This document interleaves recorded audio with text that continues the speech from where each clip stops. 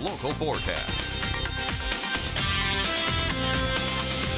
I think we just got a glimpse of Storybook Lane out in the foothills. If you haven't seen it, it's worth going out there at least once, I'm telling you. All right, here's what we're looking at with your RV World Yuma Sky Cam. Speaking of merry and bright, look what we got here. Yeah, the Yuma Water Tower, all merry and bright right there. Can you tell we're really playing this? Can you tell? All right, well, beyond this, we certainly have had some rain kind of roll in.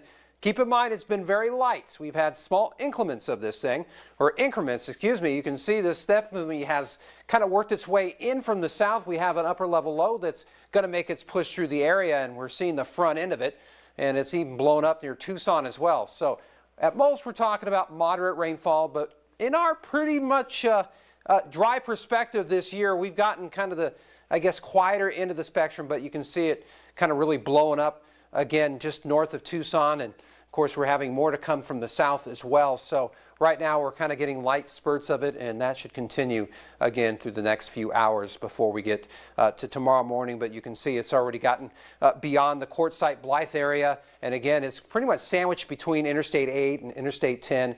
So we certainly have some activity afoot in that particular area, and we'll get more into that as far as the forecast of it is concerned in just a few moments. But you can see we're pretty much landing in the 50s realm of things as far as our temperatures are concerned in the Imperial Valley. And over on the Arizona side, we're starting to get into that particular quadrant of temperature as well, although we do have some 60s holdouts in around Yuma, San Luis, as well as Somerton and the foothills area. Now, here's what we're looking forward to in the future. There's that low right there.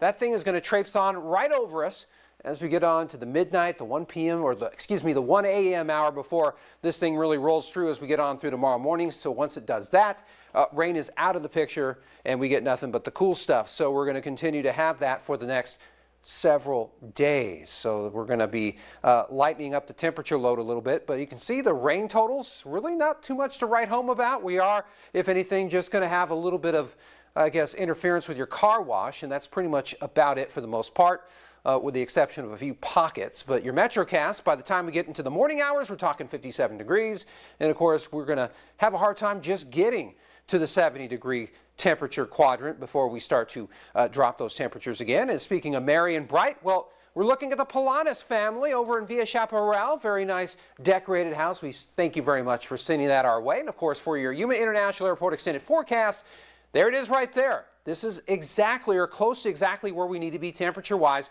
and that consistency is going to continue on into mid-December. So for the most part, we're seeing that as well in the Imperial Valley, and maybe just a little chill here and there, but other than that, we're looking at beautiful conditions through and through.